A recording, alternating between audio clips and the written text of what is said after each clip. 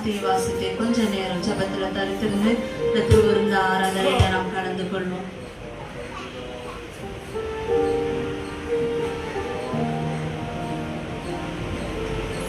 திருவிருந்துக்காக தேர்ந்தெடுக்கப்படைய கர்த்தருடைய வார்த்தை.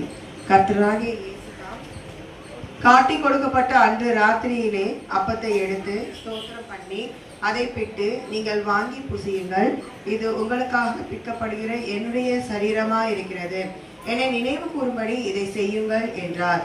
போஜனம் பண்ணின பின்பு அவர் அந்தபடியே பாத்திரத்தையும் எடுத்து, அந்த பாத்திரம் என் இரத்தத்தினாலாகிய புதிய உடன்படிக்கையாய் இருக்கிறது, நீங்கள் இதை பானம் பண்ணும் போதெல்லாம் என்னை நினைவு கூறும்படி இதை செய்யுங்கள் என்றார்.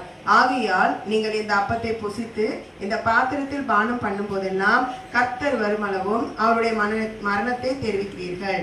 ஆமென். அவர் முழங்கால் படிட்டு இந்த நேரத்துல நம்ம ஆராய்ந்து பார்க்கக்கூடிய நேரமாக இருக்கிறது. இவ்வளோ நேரம் வார்த்தையை கேட்டோம்.